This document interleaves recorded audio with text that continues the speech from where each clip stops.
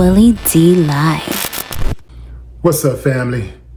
We got a Memphis pastor who was gunned down by his mistress outside of a bar. Yeah, fam. Word on the street is Pastor Floyd, the senior lead pastor at Pursuit of God Transformation Center and founder of Salvation Revelation Ministries, and his mistress, Samantha Marion, was having a moment outside of Mama's Bar and Kitchen in Memphis. The good pastor threw her phone on the ground, and he allegedly also threw a beer. He then hops in his car to take off. This is when Samantha starts recording. The good pastor sees it, turns around, and confronts her. Gets out the car and starts charging towards her aggressively. An associate of the two tried to get between them, but Samantha sidestepped that associate and opened fire, effectively killing the good pastor. Now, Samantha Marion remains in jail on a $100,000 bond for murder. The judge in the case asked if she could afford an attorney or pay her $100,000 bond. Samantha told the court she wasn't sure if her family could afford the $100,000 or the attorney. A public defender was requested at that point by the judge. Samantha will be back in court on today for her bond hearing. Now, the DA said that they will not push for an increase in bond, but they also will not push to get the bond reduced. $100,000 for murder. Basically come up with $10,000 and you're back on the streets. I don't think that's a good idea. I don't think that when people gun folks down in cold blood, that they should be allowed a bond in any amount. Now, she's obviously going to try to plead self-defense because he was coming her way, and I'm not sure about the stand your ground laws in Tennessee. But still, a lot of this stuff comes down to interpretation. How good is your lawyer? How persuasive is your lawyer? And also, how badly do the prosecution want the case? How badly do the prosecution want a conviction? See? And how cool are the prosecution with the lawyers and the judges and well, you know what I'm talking about, fam. It's all interconnected, right? What's up with these pastors? What's going on? When I was looking this case up, I saw where another pastor was murdered in Memphis that was caught up in a love triangle. And then I saw several other cases where pastors were either killed or killed a lover or committed suicide.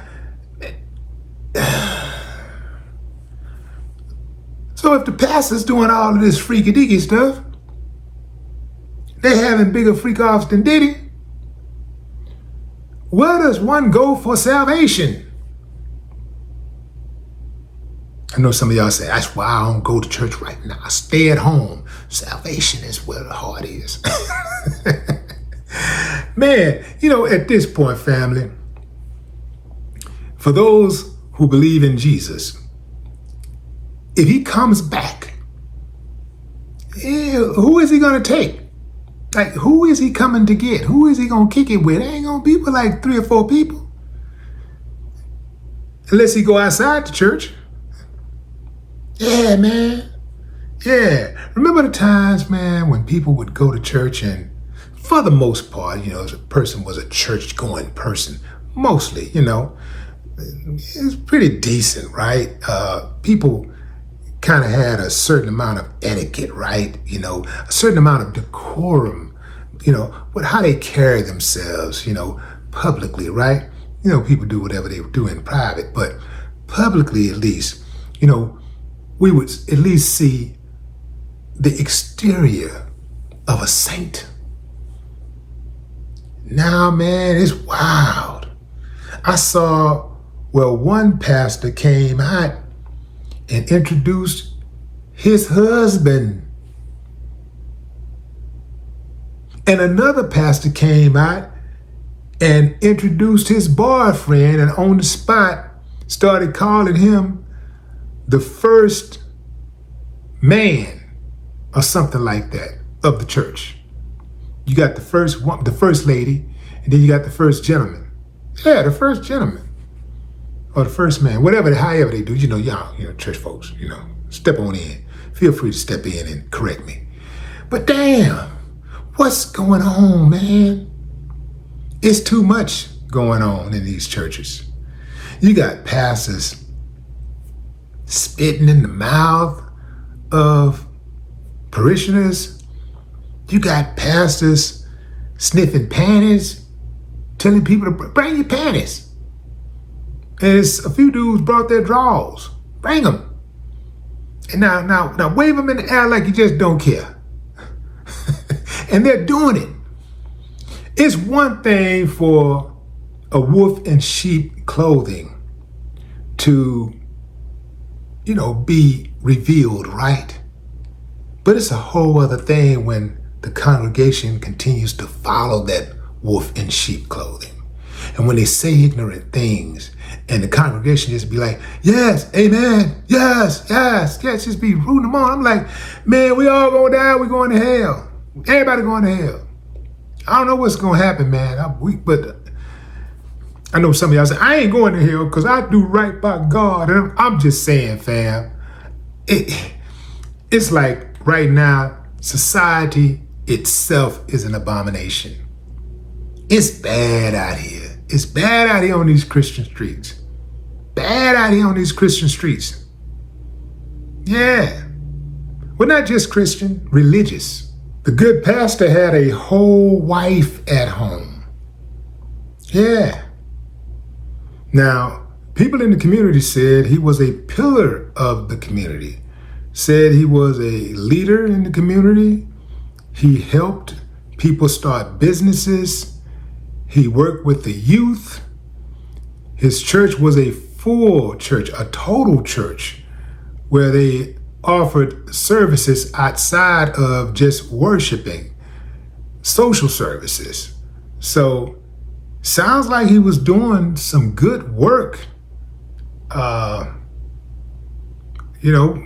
in the community, perhaps a little bit too good of work in the community, if you're picking up what I'm putting down. Samantha is 42 years old. Samantha knew what she signed up for. The good pastor knew what he signed up for.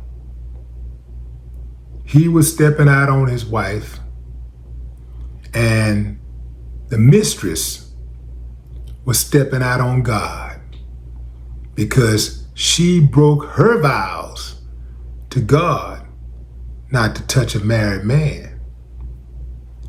Both of them were in the wrong. This man lost his life because he tried to play a game that he could not win. When he saw that woman filming and turned around, allegedly he did that to destroy the evidence, to shut it down. Like, no, you're not gonna be filming me because we know what that's about. But when you step out on your woman, man, that's the type of stuff that come with it. And then for the mistress, when you go to messing with another woman's man, getting your heart broken and watching him drive away to go to his wife, man, that's part of the game. It amazes me how people will sign up for it, but then when they get in their feelings, they want to change the rules. Say it with me, fam. Play stupid games, win stupid prizes. No more talk.